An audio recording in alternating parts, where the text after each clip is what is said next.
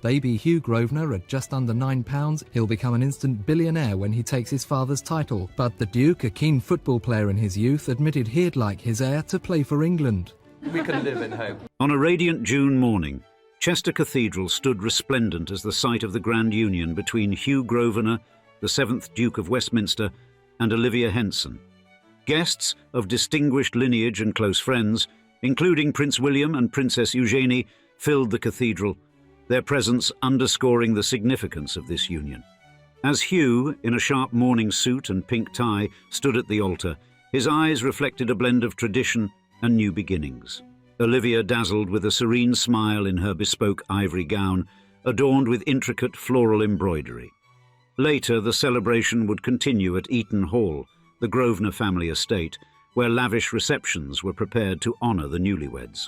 And as the sun set over the majestic country home, with the celebrations in full swing, you could almost see the comforting presence of Hugh's father, Gerald Grosvenor, the late 6th Duke of Westminster, watching over his son with a contented smile.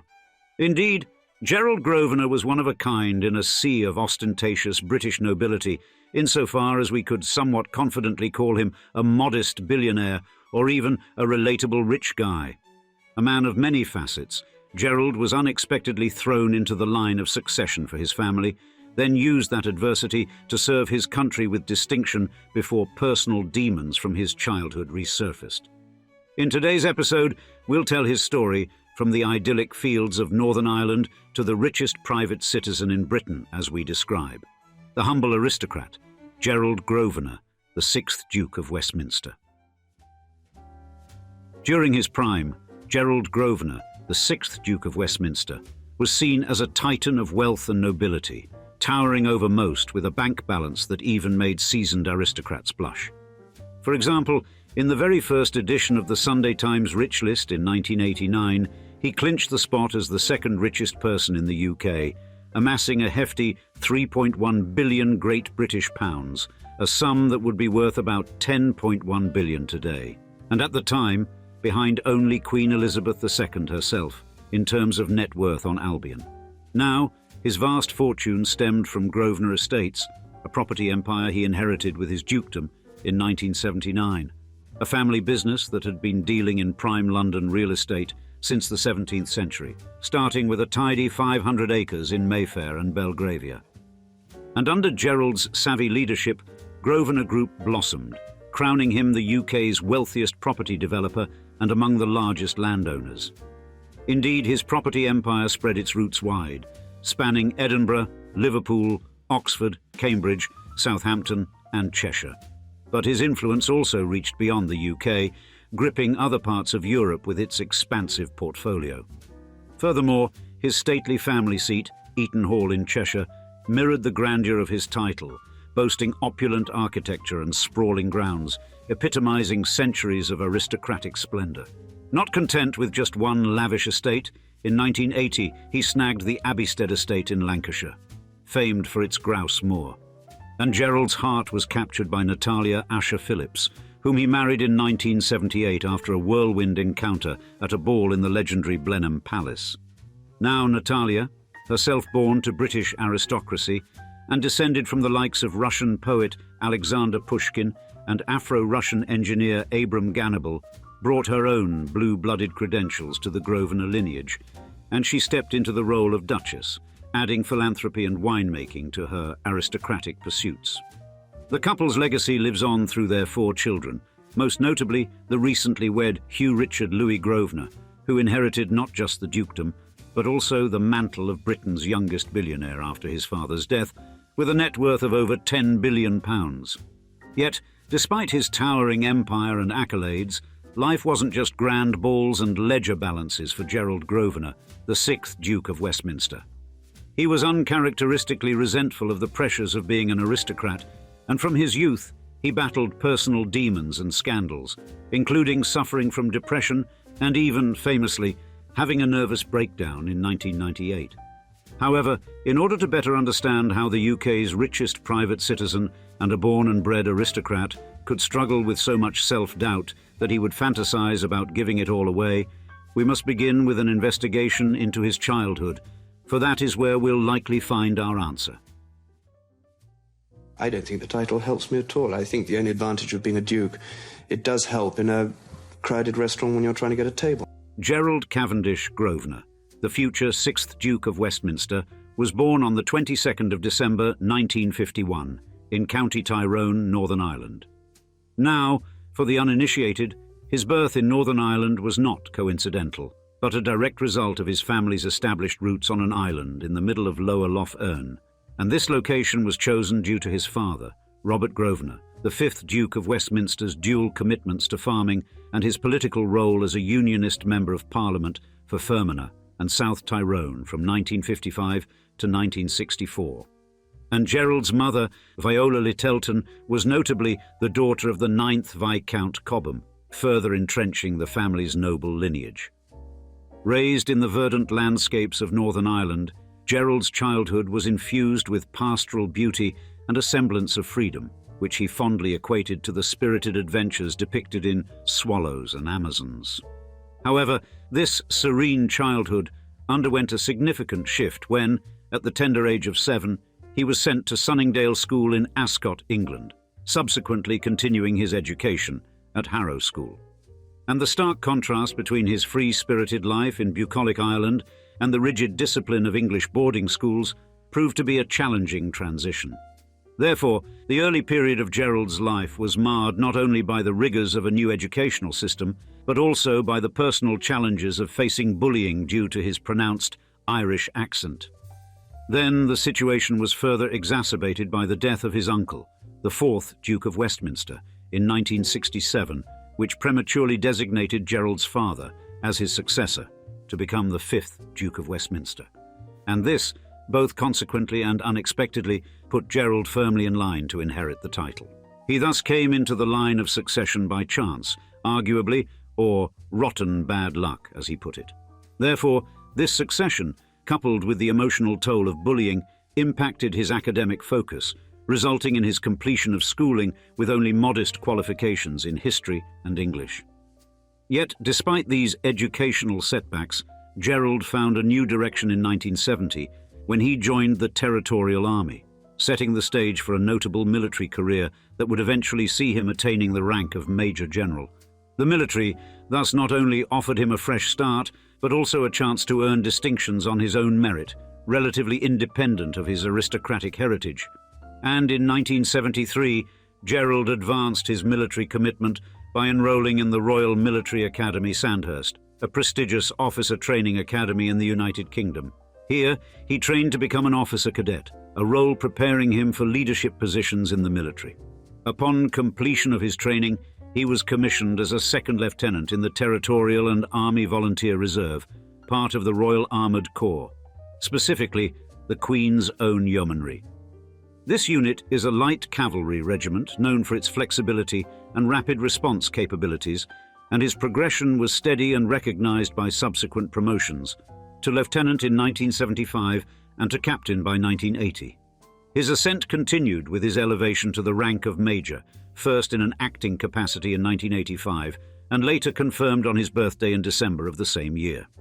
Therefore, Gerald's military tenure was not just a professional obligation, but a transformative experience that offered him both challenges and significant personal growth, shaping him into a figure of notable stature both within and beyond the realms of British aristocracy. And yet, it would be his personal life, even more than his military accomplishments and immense private wealth, that he would become best known for. Certainly when I was at school, the academic studies came very low down on the list of priorities. Now, Natalia Aisha Phillips, the future wife of Gerald Grosvenor, who later became known as the Duchess of Westminster, was herself born into a distinguished lineage on the 8th of May 1959. Specifically, she is the youngest daughter of Lieutenant Colonel Harold Pedro Bunny Phillips and Georgina Gina Werner, descending from a mix of British military and European nobility. Notably, her maternal lineage includes Sir Harold Werner, 3rd Baronet, and Countess Anastasia de Torby, a direct descendant of the Russian poet Alexander Pushkin and the Afro-Russian engineer Abram Ganable. Growing up, Natalia was immersed in the high circles of the British royal family and European aristocracy, thanks to her mother's connections. And these relationships played a pivotal role in her personal life, particularly when her maternal grandmother encouraged her budding relationship with Gerald Grosvenor, a young Earl and future Duke of Westminster, whom she met at a ball at Blenheim Palace in 1977. The romance between Natalia and Gerald quickly escalated to a formal engagement, setting the stage for a grand wedding. Natalia's wedding attire was a creation by designer Sarah Butler, complemented by a historical diamond and spinel tiara, a touching engagement gift from Gerald. But, shortly after their marriage, the couple faced a significant life change when Gerald's father passed away, thrusting him into the role of the Sixth Duke of Westminster. This transition brought with it the pressure-filled management of one of Britain's largest private estates, including prestigious areas like Eaton Square and large parts of Belgravia. And therefore, the Grosvenor estate, valued in the billions, placed Gerald among the wealthiest individuals in Britain. And in December 1979, the couple welcomed their first child, Lady Tamara Catherine Grosvenor, adding a new dimension of joy to their responsibilities. Natalia balanced her role in high society with significant charitable work, supporting causes such as the Alex Moulton Charitable Trust and the Hospice of the Good Shepherd. Therefore, the early years of their marriage were marked by a blend of high society engagements and the pressures of managing expansive real estate holdings and fulfilling various public roles. Gerald took on numerous responsibilities, serving as president of several organisations, including the Royal National Institute for the Blind and the North of England Zoological Society. Throughout their time together, Natalia and Gerald navigated the complexities of aristocratic life, marked by their significant influence in both societal and business realms. However, lurking beneath, there were numerous psychological and romantic issues that would bubble to the surface for the illustrious Sixth Duke of Westminster. By the early 1980s, the personal and psychological struggles of Gerald Grosvenor began to emerge distinctly, marked by a profound internal conflict and exacerbated by the external pressures of his status. You see, despite his substantial wealth, Grosvenor grappled with a pervasive sense of failure and a debilitating depression. This personal crisis was deepened by his engagement with high-end prostitution services, a revelation that provoked public controversy and added to his psychological burden. And his friends and colleagues often remarked on his sense of entrapment, a sentiment that the very wealth that elevated his public image also constrained him. The dichotomy between his public persona and private turmoil formed a central theme in his life story, illustrating the complexities that often accompany immense wealth and societal expectations. Now, these mounting pressures culminated in a nervous breakdown in 1998, a shocking manifestation of the heavy toll exacted by his roles and the relentless public and media scrutiny. Unfortunately for Gerald, the breakdown was not just a personal crisis, but also a public spectacle, intensifying the scrutiny and discussion surrounding his capacity to manage both his estate and his well-being. And media reports from this period frequently highlighted Grosvenor's struggles with mental health, further complicated by ongoing scandals. And the public's fascination with his lifestyle choices, particularly his secretive engagements with escort services, often overshadowed his business endeavors and philanthropic efforts. For example, his involvement in such activities became widely known in 2007 when he was implicated in a high-profile escort scandal in New York. Known as Client 6, he was revealed to be a patron of the Emperor's Club VIP, the same service utilized by New York Governor Eliot Spitzer. And the ramifications of these revelations were profound. Although Grosvenor managed to preserve his public image to some degree, the damage to his reputation compelled him to resign from his position as Assistant Chief of the Defence Staff, Reserves and Cadets at the British Ministry of Defence. This tumultuous period in Grosvenor's life not only cast a spotlight on his personal difficulties, but also threatened the stability of his familial relationships and his social standing, and his connections to high-profile individuals, including members of the British royal family, only heightened the intensity of the media's interest in his private affairs. As the years progressed, the public and private lives of Gerald Grosvenor remained intricately interwoven, each scandal and personal setback painting a complex portrait of a man caught between the expectations of his status and the realities of his personal demons. However, in his later life, he was able to return to a public-facing glory, most notably through his descendants and the Grosvenor commitment to philanthropy. I feel an enormous responsibility. I think in my career it's been the most difficult thing in the world to send young men and women off into the unknown, especially when I know what they were going to. After a 2007 scandal threatened to mar his reputation, Gerald Grosvenor rededicated his life to philanthropy and public service, focusing particularly on supporting the Defence Medical Rehabilitation Centre at Stanford Hall. This facility aids injured members of the British Armed Forces, and Grosvenor's significant donations were crucial in sustaining its mission. And his steadfast support for such initiatives demonstrated his dedication to societal welfare. Moreover, Grosvenor remained actively involved in military service, which had been a respected part of his life. He served as Deputy Commander Land Forces Reserves until 2012, concluding a distinguished 42-year career in the military, and his tenure in the Territorial Army, where he reached the rank of Major General, underscored a career marked by service and honour.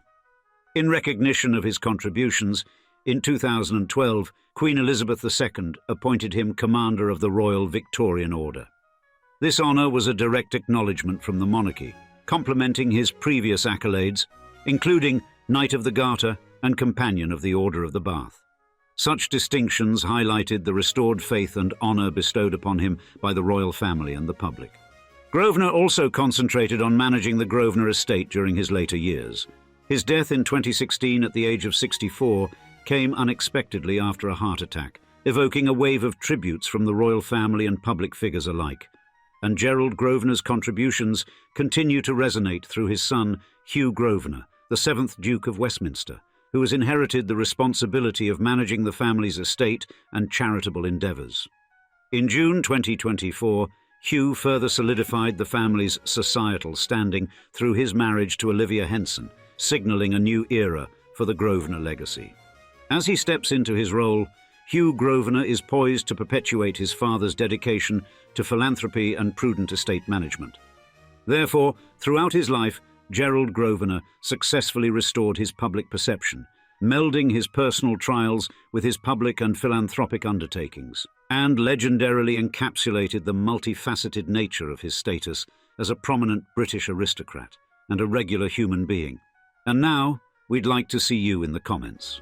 Which one-of-a-kind British aristocrat from history would you like us to feature next on this channel?